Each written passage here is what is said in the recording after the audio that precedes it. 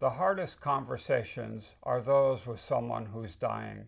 Our guest suggests that it can also be the most satisfying exchange, both for the living and the dying. Many of us will be fortunate to have such an exchange, either when we're dying or when we're watching a loved one die. This is Final Conversations.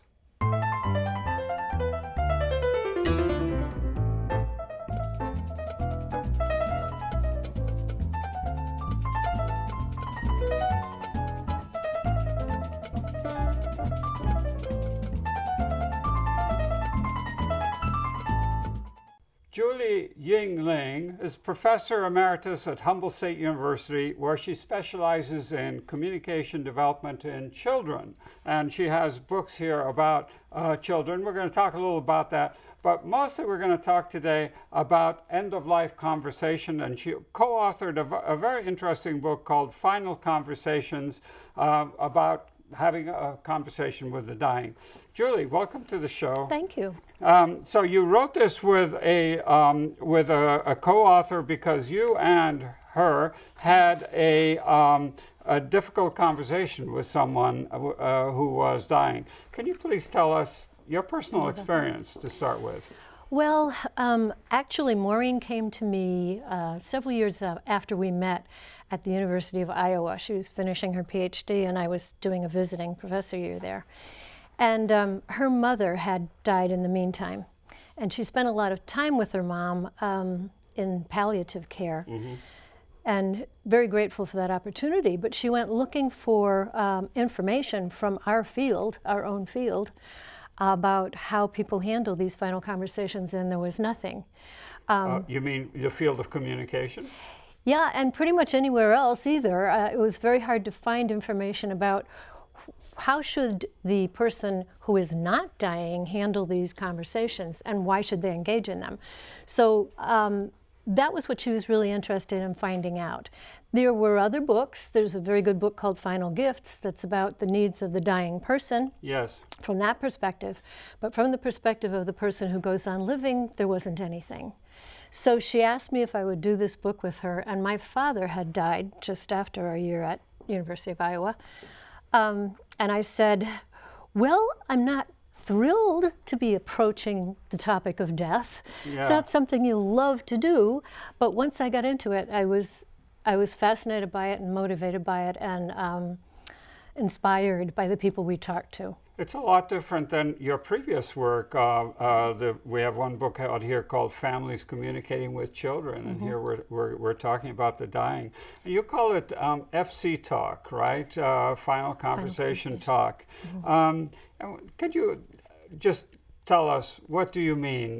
The person who knows, the people, both parties know that one of them is dying. Is that right? So the standard was that both people to the parties to the conversation have to know that one of them is dying. And this is happening more and more often now that we're extending people's lives. They may know they have cancer, but that they have several months to live. And so we found a lot of people who had conversations like that with people who knew they were dying. Yeah.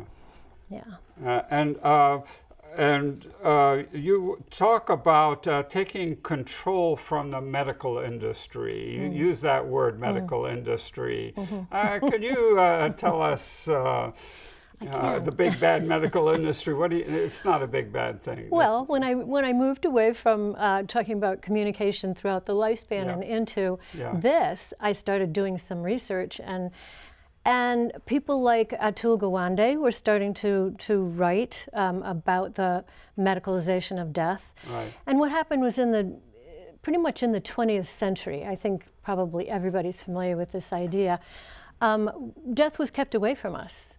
Death used to be something that happened in the home almost all the time, pretty much all the time.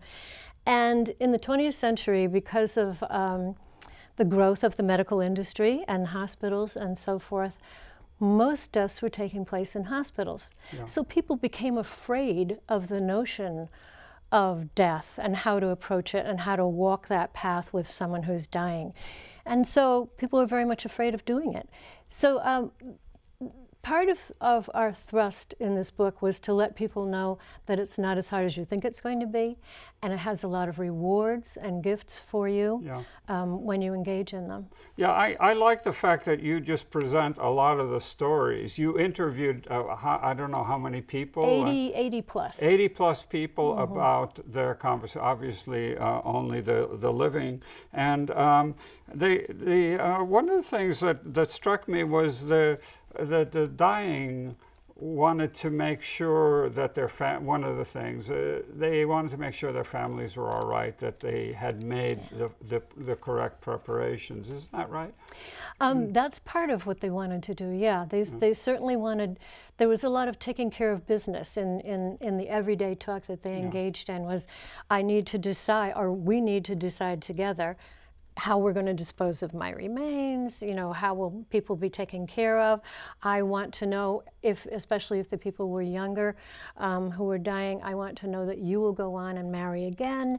You know, these kinds of concerns were on their mind, and they did want to talk about that. Yeah, and a lot of this is a chance for the living to say final things, like I love you.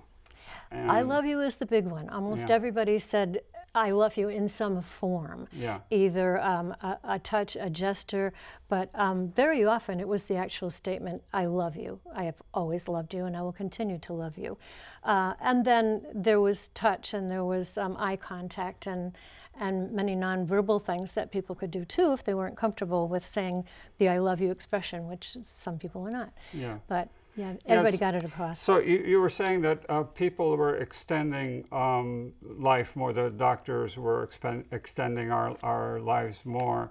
Are more people dying at home now or in the hospital, or what's the... Really, since this book came out, which was 2007, it's been out a while, since it's come out, the movement to take back death as a part of life, as a part of natural living, has gained traction.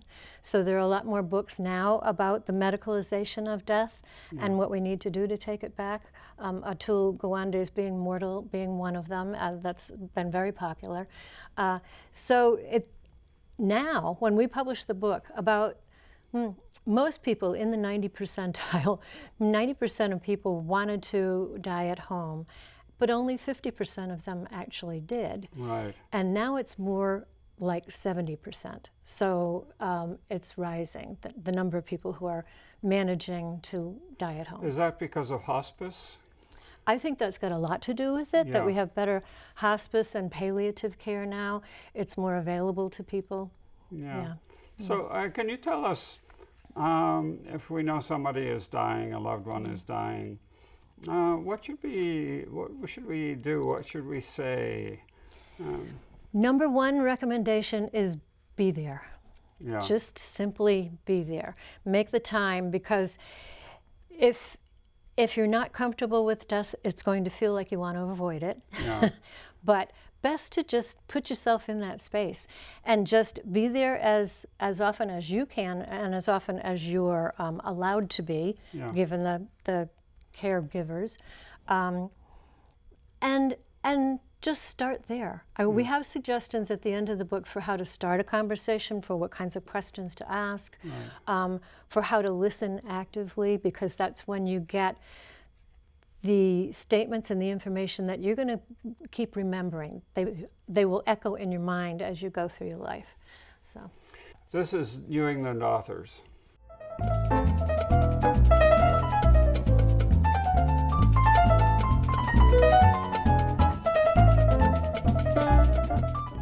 We're talking with Julie Yingling. Did I pronounce that right? Yeah. You told me that it's actually Yingling, German. just like the beer. Yeah. Okay. So, and we're talking about final conversations that we have with someone who is dying. Now, in a lot of societies, bringing up the subject of death is very uncomfortable, and it's kind of taboo, considered an ill omen, bad luck. You don't tackle too much about that in your conversations. We didn't get into the cross-cultural implications of what Yeah. we're doing here, so we can only talk about our own culture. Yeah. However, I just do want to point out that it has appeared in Korean. So Yes, this is yes, we have the Korean. This is the Korean book right version. here. It's really wonderful. Yeah. So evidently there are some cultures where they're beginning to open up more too Right. to Yeah. the talking about death. So, one of the things that the dying want to close loose ends that we talked about. What are some of the things, if we know we're dying, what are some of the things that we want to get off our chests? Very often people approach final conversations thinking they're going to get these magnificent words of wisdom that are really deep and Yeah. philosophically rich. And you might, but Yeah. you might not. You Yes. might just talk as you always did. Right. You will still walk away changed by the experience. There are some people who have had difficult relationships and want to resolve something between them. Right. And we have a whole chapter on those kinds of relationships and Yes. how people did resolve them. But basically, I think what you come away with, no matter what kind of conversations you had, and there are some similarities across them. I think what you come away with is that you, for one thing, feel a little bit more friendly about death. It's not something that you're going to Yeah. avoid yourself probably once you've Yeah. been through it once or twice with someone else. And you'll loosen up a little bit. A lot of us go through life as, at least I did for at least half of my life, as a control freak, sort of wanting to make sure that everything is controlled. And you can't do that when you're walking with someone toward their death. You have to let things unfold. So that's part of what happens. And the other part is you may find yourself really going forward in your life in a different way, allowing yourself to do things maybe you didn't think you would get around to doing. Yeah. So we call it resetting life's defaults. Instead of just going along, putting one foot in front of the other, as many of us do every day, you think about maybe some different things you could do with your life. Now, most of the time we think about talking with an older person that's dying, but in some of your interviews, it was a young person that was passing away. That's much more hard. That's harder, right? Yeah. What are some of the examples that you can cite for that? We had a lot of our interviewees were children when they had a parent die, and that was most often the case with the young deaths, is that it'd be a man maybe in his 30s who had brain cancer and was dying.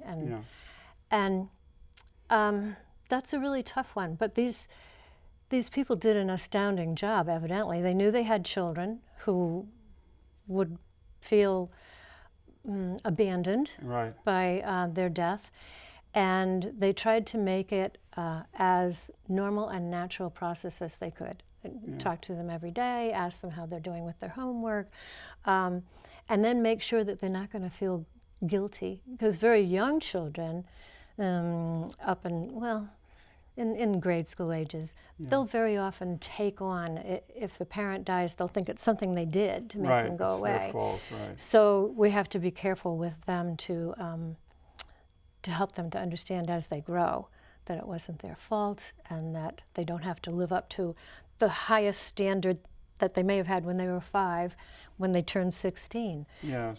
And they're starting to get into trouble and, what would Dad think? So, I'm sorry, one of your chapters in your book is about the different ages, children and older people. Are we, when we get a little bit older, are we a little bit better at dealing with people, let's say, siblings or whatever who are dying? I think it might be a little bit easier for us to grieve, to allow ourselves the grief process, especially if we've gone through that a couple of times with parents and siblings, as you say, or good friends even. I think it does get a little bit easier. And what also gets easier, especially as you get to my age, you're thinking about your own mortality. Yes. And to watch someone, to have the gift of watching someone go through that transition is an amazing thing. Yeah. Yeah. So a lot of the what you pointed out before was a lot of the talk is ordinary talk. Yeah. Yeah. And you just keep up ordinary talk. Are you avoiding the issue by just talking about the baseball game and somebody else's backyard cleaning or whatever? Are you avoiding big issues? Maybe, but I think that the dying person also wants to engage in a lighter fashion every once in a while too. Yeah. So one of my former students did an interview with me about a very good friend of his who died, and he said, I went in thinking, oh, this is all going to be very, very intense, and I've got to focus my whole self on this, and we can't be talking about what's going on in my life because what does it matter? She's dying. But it didn't work out that way. She wanted to know what was going on in his life. She wanted to have breakfast and then maybe go out for a drive. And, she wanted to just sort of take care of business. What's going to happen after I'm gone? Let's decide. Yeah, I've encountered that with people who are dying. They just wanted normal things, chit chat, go around, and out for a drive. Did you encounter in some of your interviewees people who were dying who had dementia or couldn't really communicate?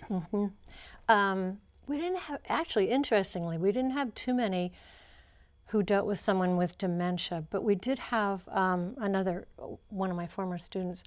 Her mother had had severe depression most of her adult life and finally went catatonic.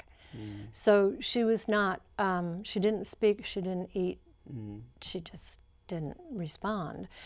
And she said if you looked in her eyes, they had a vacant look most of the time. But she tells the story. She would still go and talk to her. Most of our other siblings didn't even go and visit Mom because they thought she was a lost cause. Yeah. So she would still go and she'd talk to her and she'd get her up and say, okay, we're going to take our walk now, and take her outside, put on her coat. And she said once when they were outside, they're walking along, and she usually took her arm, and all of a sudden she felt the grip tighten on her arm. And her mother looked at her and looked up to the top of this tree where there was a bird, and she said, I didn't see that bird. She somehow knew that bird was there, and she wanted to show it to me because she had been very fond of birds her whole life. She had all these bird feeders, and so it was a huge, huge deal, and it was some communication between her and her mother that couldn't take place in an articulate way. Okay. Yeah. This is New England Authors.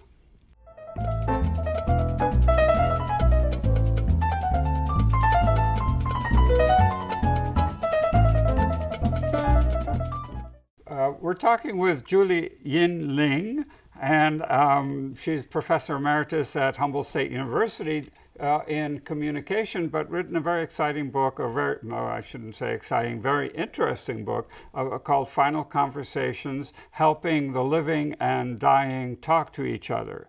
And you've written other books here, A Lifetime of Communication. What's that about, for example? This is my baby. Yeah. Because that's the culmination of my academic career. Yeah. It's sort of everything that I know about communication development wrapped up in a theory that has to do with relational dialogues and how we grow through them. Yeah. So that sort of led me to the way that I approached this book.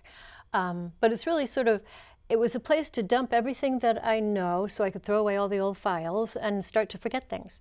Oh, I see. I still consult it once in a while. But it's still the same thing. We're talking about dialogue here. We're talking about communication with it. So the dying, let's go back to the dying. need to talk to the living about certain aspects of what they've lost. Is there a religious, spiritual aspect to the final conversations that we're talking about? For many people, Yeah. a large aspect. I would say, I'm trying to remember now, at least between 60 and 70% of people talked about either their religion and their faith, or just spiritual experiences, supernatural kinds of experiences. So, for example, Maureen herself was with her twin sister at her mother's deathbed, and mother had gone into a coma. And so they were just sitting with her overnight. She was going to die shortly. They were sitting with her overnight, and all of a sudden, Maureen said she heard this high-pitched kind of whispering. And she asked her sister, "Did you hear that?" And her sister said, "No." But then a couple of minutes later, it started again, and her sister said, "Wait a minute, now I heard it. What is going on here?" They have no idea what it was. It wasn't her mother, and there was no one else in the room.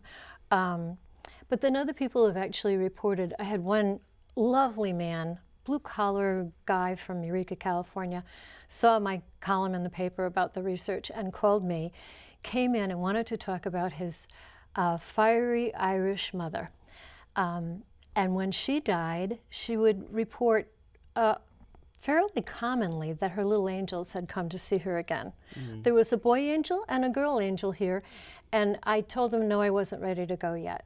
So a lot of people have these kinds of experiences. Another one, quite a few family members were in the room when this woman who was going to die that night started reaching above their heads and smiling and nodding, and they said, "Who are you talking to, Mom?"